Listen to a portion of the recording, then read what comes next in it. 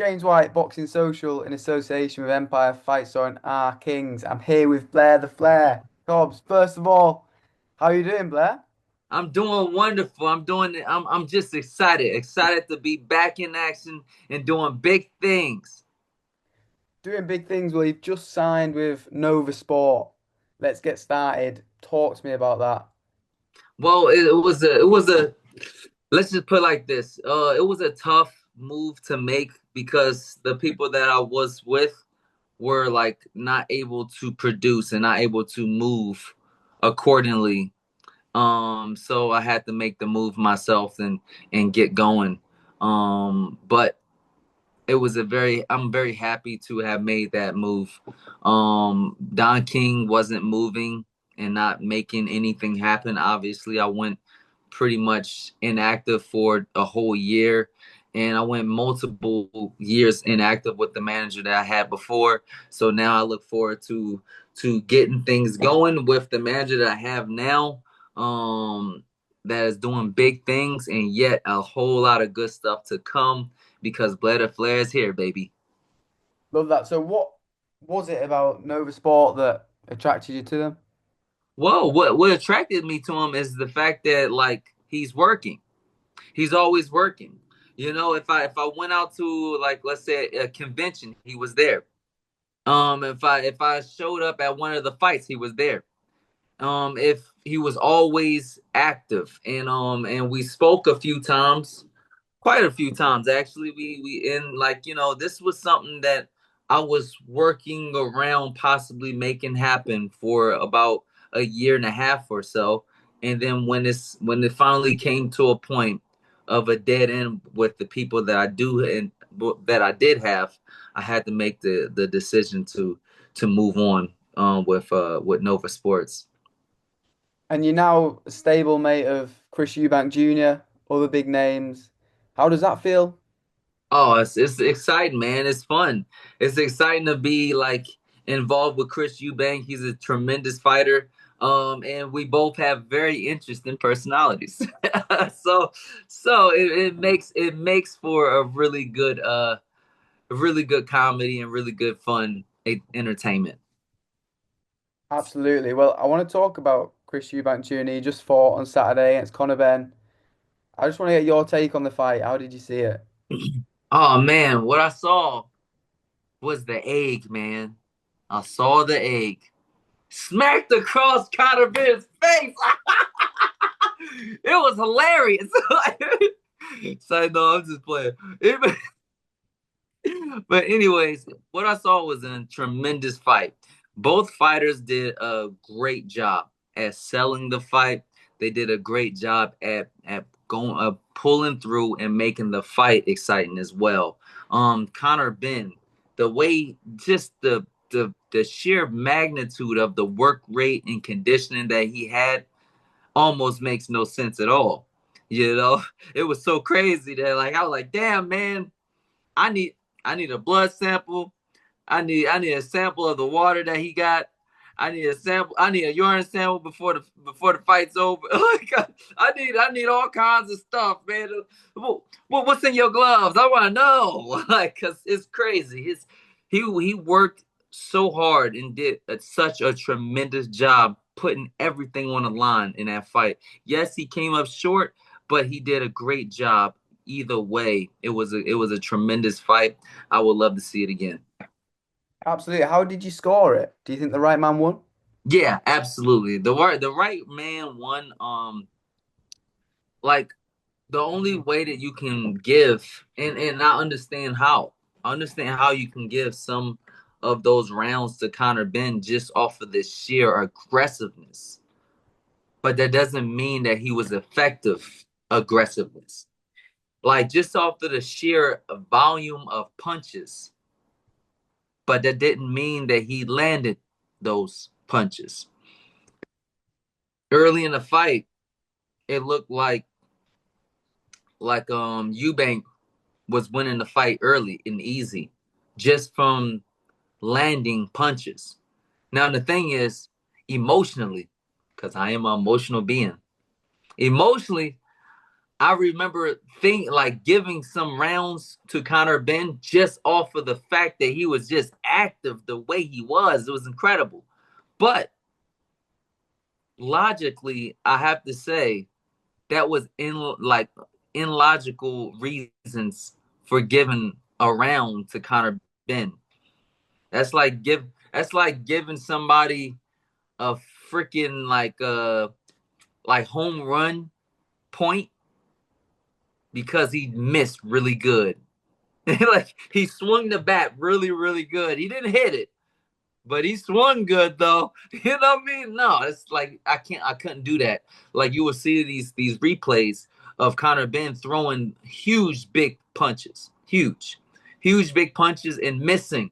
To which even what's the funniest part about that shit was the fact that like Eubank didn't even move, man. He wasn't that much of a moving target.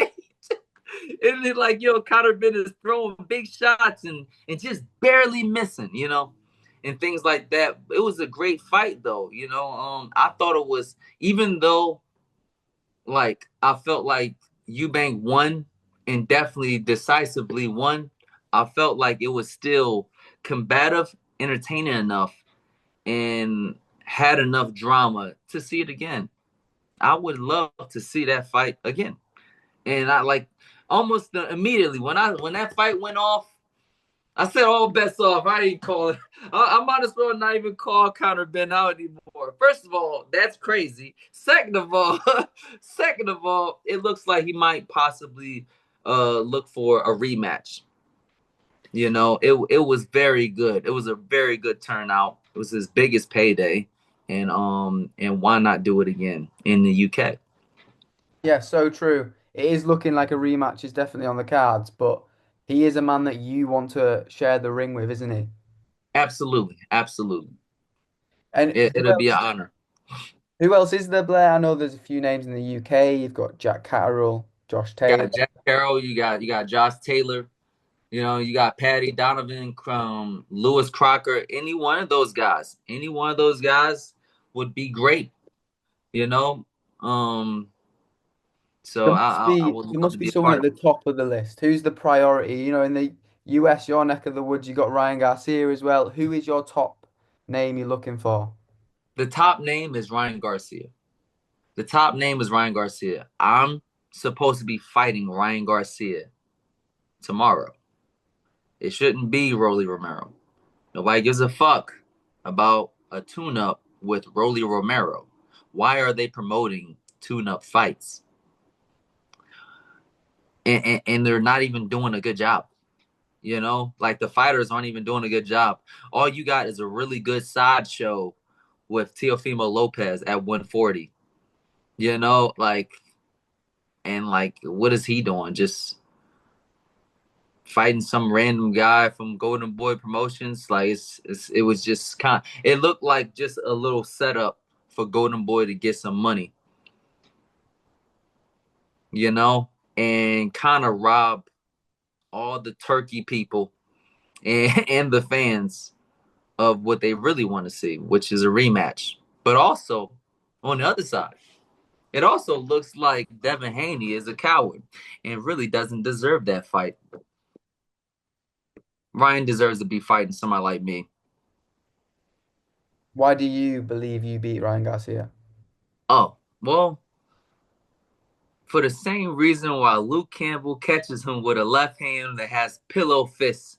Absolutely pillow fists. For the same reason that, look, I got knocked down by that hook that he threw. I saw it before. And I also remember stopping it completely and then making him quit after taking away that incredible left hook.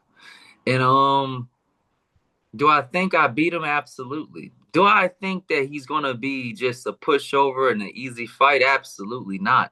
And honestly, I'm being honest with you guys. I'm a fan and I'm a friend of Ryan Garcia always. Even when we don't see eye to eye, I'm still a friend. So this is technically friendly fire, but regardless, fire nonetheless. So, Blair, when can we expect to see you out next? Well, hopefully soon, man. I'm getting in shape. I'm looking better than ever before. I'm getting skinnier. Like getting back to doing what Blair Flair does best. And it looked like I possibly will be back in the action and actually fighting. Hopefully around June or July. We'll see. We'll see what happens. Hopefully very soon. So, and I have the right management to make it all happen. Thank goodness I signed to such a great management. And Todd, like, man, I have to tip my hat to the level of everything that's happened just in that last weekend that they did. I signed before that whole thing happened, but it definitely put a smile on my face to see it happen because one negotiation and in the negotiations, he like Nova Sport did better in the negotiations than even Eddie Hearns did for that fight, getting him more money, more clout, more everything. The promotion, Eddie Hearns did an incredible job.